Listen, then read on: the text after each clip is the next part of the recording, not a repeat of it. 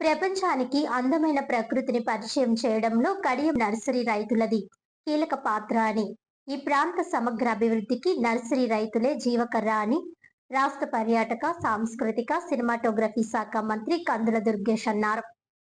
Kadiyam nursery రంగం అభివృద్ధికి ప్రభుత్వం పూర్తి సహకారం అందిస్తుందని మంత్రి కందుల దుర్గేష్ రాజమహేంద్రవరం రూరల్ ఎమ్మెల్యే గోరంట్ల బుచ్చయ్య చౌదరి అన్నారు.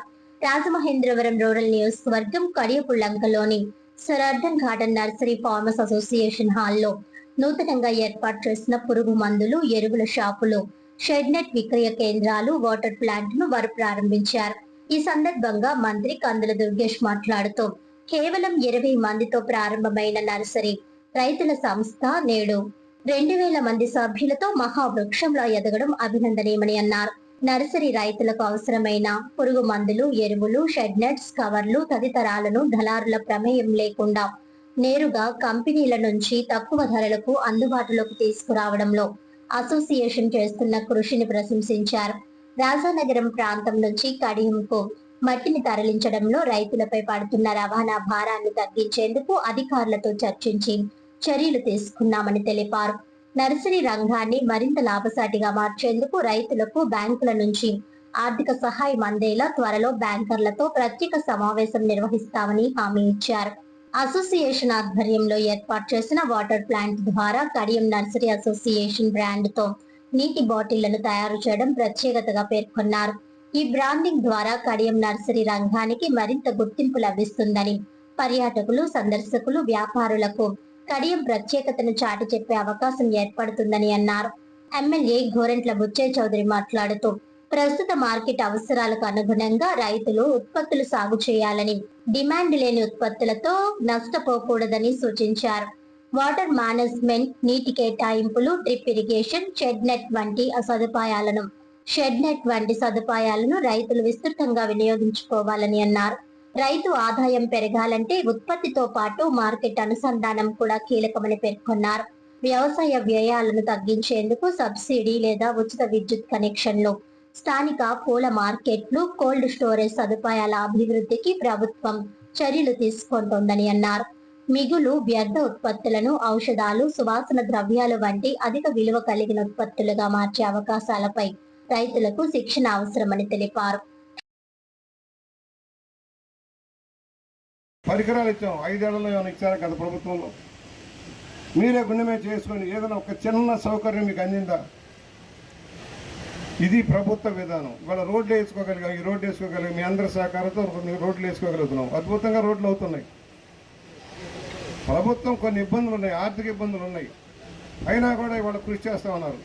టూరిజంలో చాలా ఉపాధి వస్తుందని దుర్గేష్ గారికి ప్రముఖ బాధ్యత చెప్పారు. కల్చరల్ థీమ్ ప్రకారం లక్షలాది మందికి ఉపాధి లభించే అవకాశం టూరిజంలో ఉంది.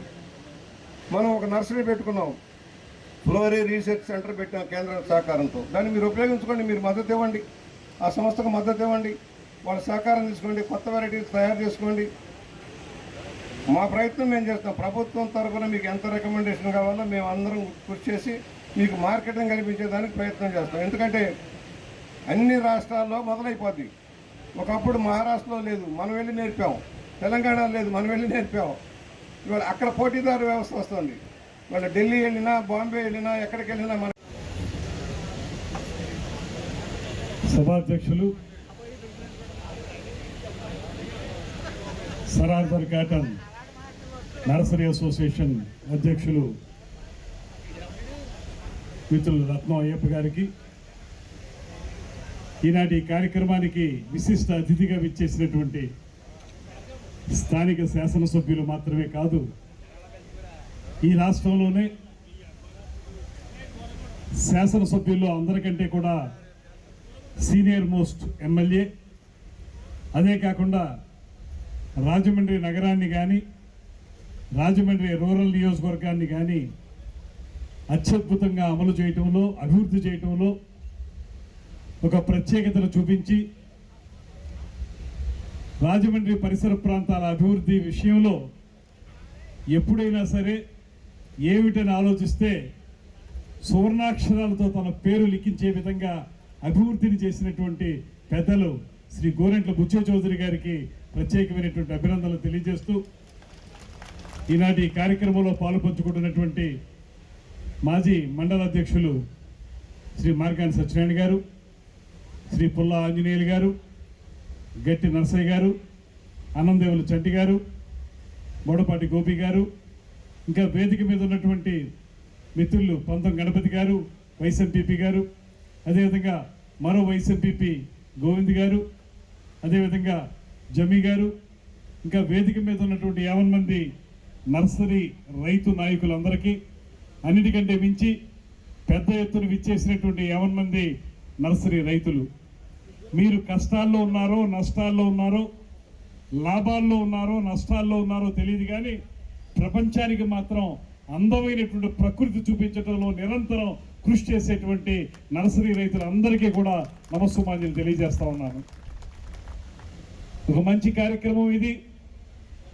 1 సంవత్సరంన్నర పాటు, అంతకుముందు మల్లురాజు గారి ఆధ్వర్యంలో 1 సంవత్సరంన్నర పాటు, 3 సంవత్సరాల పాటు సరార్తర్ కాటన్ నర్సరీ అసోసియేషన్ మీ రైతుల యొక్క అభివృద్ధిని అద్భుతంగా తీర్చిదిద్దినటువంటి సందర్భంలో ఈ 3 సంవత్సరాల కాలపరిమితి పూర్తయింది.